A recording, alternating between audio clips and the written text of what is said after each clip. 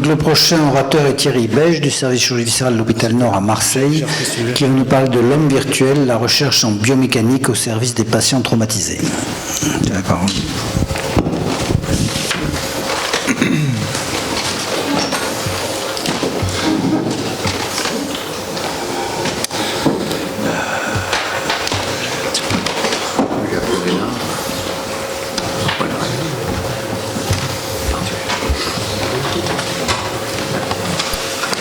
Madame, messieurs, donc j'espère que je vais être un peu plus léger que la dernière communication, parce que je pense qu'être chirurgien du trauma, c'est s'intéresser à la pratique du quotidien, à l'enseignement, mais aussi à la recherche, et je vais vous présenter en fait l'activité du laboratoire de biomécanique appliquée de Marseille concernant la traumatologie virtuelle.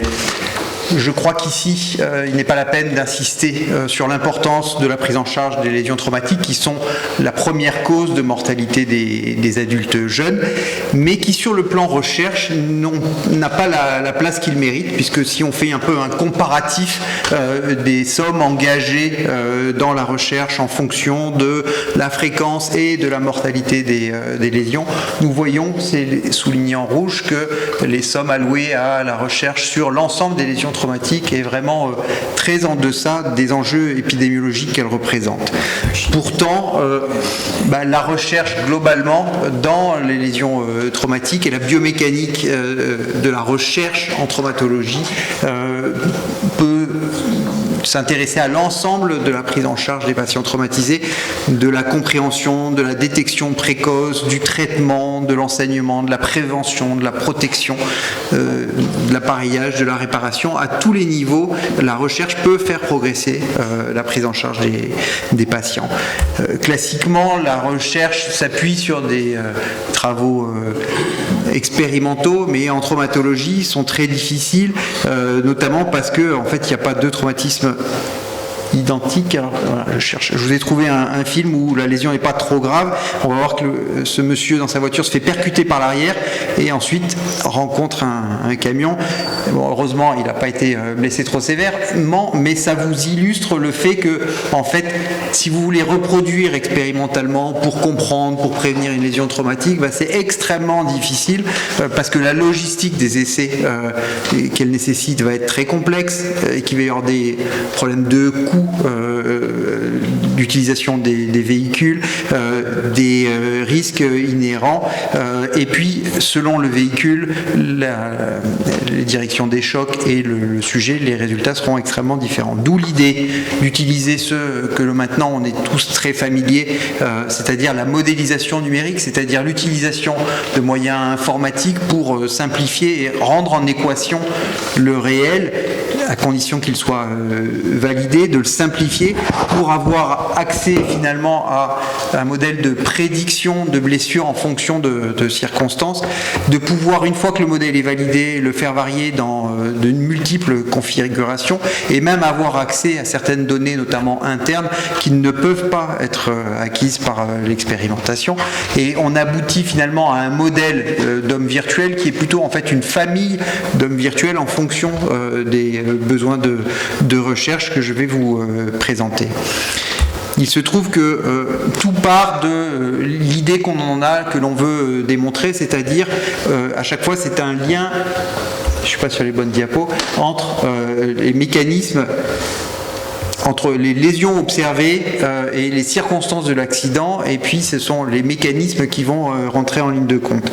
Si vous voulez comprendre ce lien circonstances, mécanismes, lésions, eh bien il faut observer les lésions, il faut observer les accidents, les circonstances des accidents, notamment par, on a un laboratoire à côté de Marseille, à Salon-de-Provence, qui analyse les accidents de façon très précise, mais nous partons des lésions observées des patients dans notre centre de traumatologie régionale. Nous interrogeons aussi les bases plus larges.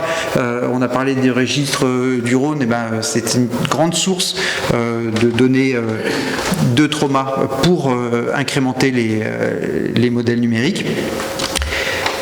C'est aussi en fait l'utilisation finalement de la compréhension de la vie réelle de ce qui se passe, comme la vidéo précédente ou celle-ci, où vous voyez un accident un peu plus sévère cette fois-ci de moto, où la jeune femme qui était équipée d'un gilet airbag aura des fractures du sternum et lésions du foie, mais l'utilisation des modèles numériques...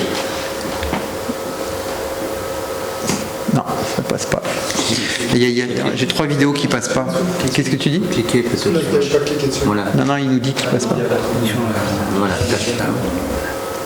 Voilà, la compatibilité PC Mac a fait une victime de plus. C'est possible. En tout cas, l'analyse numérique par ces modèles multicorps qui sont des modèles simplifiés, mais permettent en fait de détailler le processus lésionnel qui en fait n'est pas un seul traumatisme, mais en fait une somme de lésions qui vont survenir à des moments différents avec des vitesses différentes, et l'analyse numérique va pouvoir le faire. Alors on peut faire ça avec une lésion réelle, on peut le faire aussi en fait en reproduisant expérimentalement des lésions comme on fait au laboratoire. Ici par exemple avec donc une catapulte qui va projeter une moto avec un passager qui est un sujet anatomique sur un véhicule. Il est équipé d'un gilet airbag et en fait l'analyse mécanique, cinématographique de ce sujet instrumenté avec des accéléromètres va permettre aussi de dire que en fait c'est pas une lésion, un choc, mais on voyait qu'il y a au moins 6 ou 7 chocs différents qui vont correspondre aux différents impacts du patient. Et on pourra en fait ensuite par une autopsie complétée par une virtopsie, c'est-à-dire un scanner post-mortem, analyser précisément les lésions et essayer d'en déduire les mécanismes lésionnels. En gros, on est passé de l'expérimental, c'est-à-dire des mannequins qu'on utilise en traumatologie, à maintenant des modèles numériques, des hommes virtuels. Il existe différents modèles qui sont utilisés par des constructeurs ou par de la recherche, qu'on appelle des modèles éléments finis.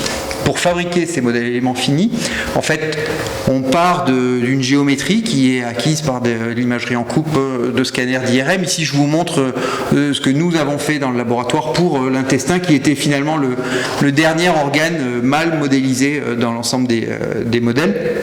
On en fait en fait une géométrie tridimensionnelle que l'on rend ensuite sous forme de petites structures géométriques simplifiées, des tétraèdres par exemple. On en obtient un maillage structurel et ce maillage est intégré dans le modèle, et ensuite ça sera de voir en fait la déformation de chaque petite structure anatomique qui permettra d'avoir la globalité de la déformation.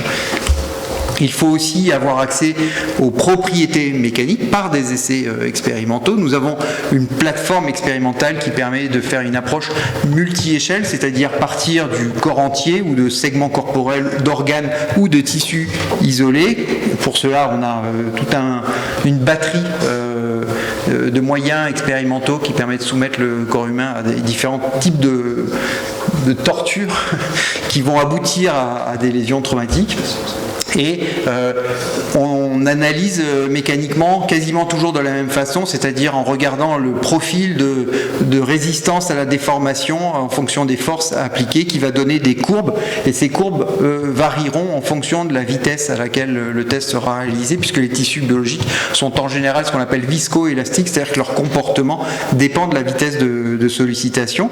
Et ensuite on reproduira numériquement ces lésions qui peuvent être simples ou complexes, et puis d'essayer de faire fitter, pour utiliser ce mauvais anglicisme, c'est-à-dire faire correspondre les courbes expérimentales et les courbes numériques afin de valider le modèle numérique qui aura été observé. On pourra le faire donc sur une structure simple ou sur une structure qui va être plus complexe pour reproduire l'ensemble des lésions de traction, de compression, de décélération, d'éclatement que l'on pourra rencontrer.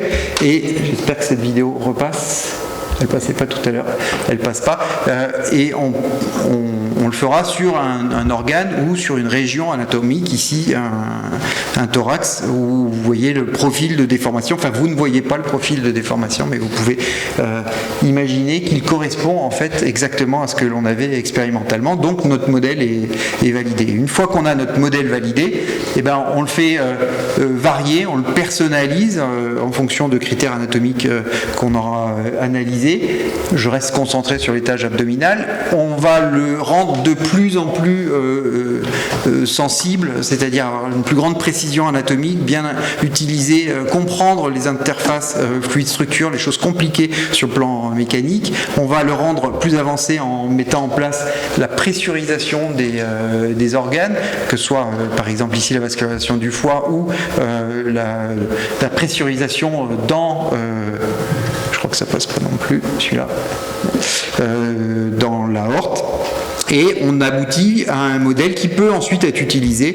Le laboratoire a pas mal cherché à centrer son activité sur certains sujets qu'on appelle vulnérables, notamment la femme enceinte, de façon à essayer de mieux comprendre comment on pouvait mieux designer les dispositifs de sécurité, à la fois pour protéger le fœtus et qu'il soit compatible avec l'acceptation du port de la ceinture chez la femme enceinte.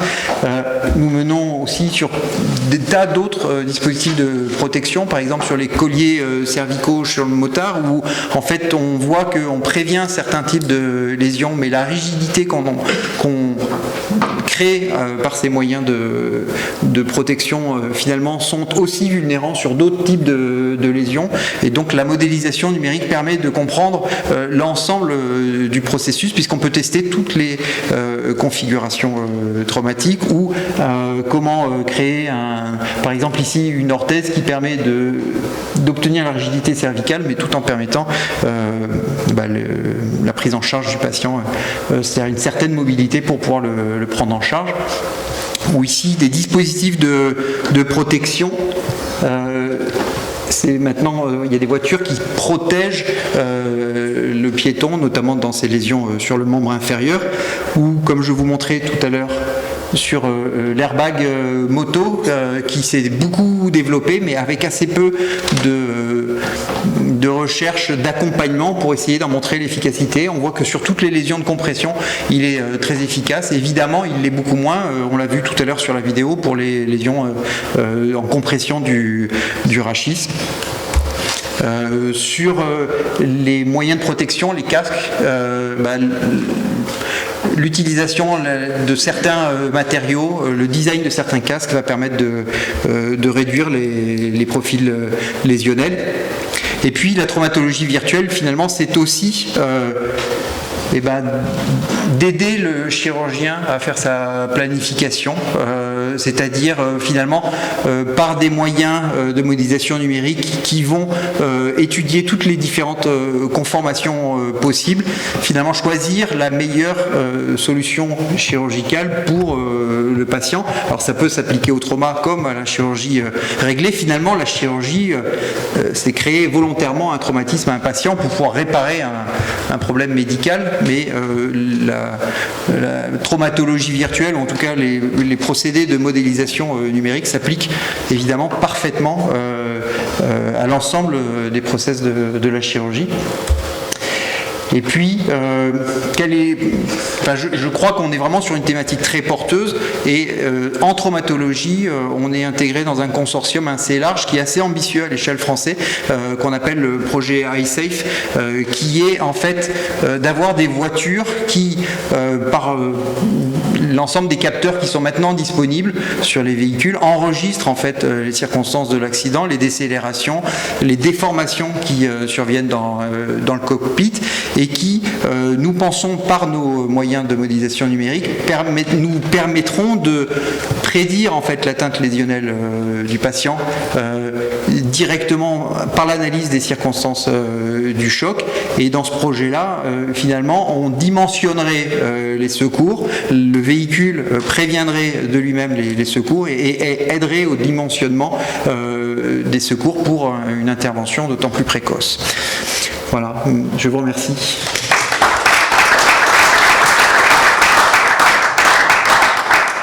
Merci beaucoup pour ce sujet très, très passionnant de recherche. Quelques questions? Gérard. Oui, bravo, c'était absolument passionnant. Ça m'a intéressé à double titre pour avoir fait des scanners la nuit des cadavres de Renault et pour avoir hanté le laboratoire de Lavas aux arts et métiers. Alors, une simple question. Dans vos modèles de normalité, comment intégrez-vous des choses qui sont extrêmement fréquentes mais qui ne sont pas normales au sens strict du terme, par exemple une cervicarthrose asymptomatique chez un sujet de 30 ans, ou bien chez un sujet un peu plus âgé, une maladie de Forestier qui rigidifie la colonne et qui change sa tolérance à l'impact? Alors, vous avez parlé du laboratoire des arts et métiers. Nous ne sommes pas beaucoup de laboratoires à avoir ces thématiques en France, même à l'échelle internationale. Donc, je suis content de rencontrer des chirurgiens impliqués dans les autres laboratoires. Comme je l'ai dit, en fait, il n'y a pas un modèle d'homme virtuel qui est applicable à toutes les questions de recherche. Et en fait, même la personnalisation, finalement, se fait sur des questions spécifiques. Et quand le laboratoire de biomécanique de Marseille est assez spécialisé dans les lésions traumatiques du rachis dans le cadre d'un laboratoire international et finalement décliner la colonne virtuelle en traumatologie en fonction d'anatomie, mais aussi d'anomalies fréquentes. Ça fait partie des choses qu'on recherche, mais on va le rechercher, on va dire, de façon spécifique parce qu'il y a une question et pas de façon globale parce que c'est un homme virtuel. Bravo. Y a-t-il d'autres questions ou interventions après cette vraiment originale et magnifique communication qui s'ouvre sur l'avenir? Ça, c'est... Non? Eh bien, écoutez, monsieur le médecin général, je vais vous laisser la parole pour conclure et je vous dirai quelques mots ensuite. Voilà. Mon cher François. Monsieur le Président, merci. Donc, je pense que c'était une session extrêmement intéressante qui montre bien que la traumatologie reste un sujet fondamental. Alors, actuellement, il passe un peu en arrière de l'épidémiologie pour des raisons diverses, mais ça reste quand même fondamental pour nos militaires, mais également pour les civils.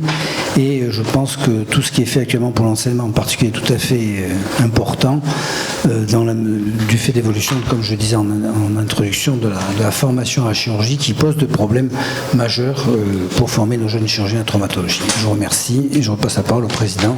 Le Président conclut comme toujours. Merci François. Non, je voudrais me lever parce que je ne peux pas te serrer la main, mais je voudrais rappeler ici de façon un peu solennelle que le service de santé des armées est quand même le seul service au monde, avec celui du service de santé des États-Unis, à être disponible pour chacun d'entre nous et à être capable du jour au lendemain à parcourir le monde pour aller sauver des vies humaines au bout du monde.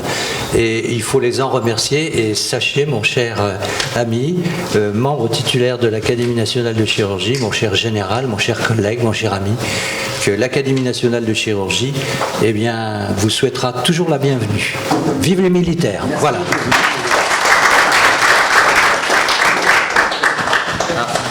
Je vous en prie. Vous avez le droit de parler après le Président, il n'y a aucun problème. Justement, Monsieur le Président, je voulais vous remercier, Monsieur le Président, messieurs les académiciens, mon général, d'avoir pu permettre cette séance. Vincent Duisson, je voulais le remercier aussi de l'avoir organisée en tant que président de la SFCU. Cette petite société, c'était la moindre des choses que je pouvais faire. Merci. Cette société sera aussi toujours la bienvenue. Voilà. Merci. Merci à vous tous.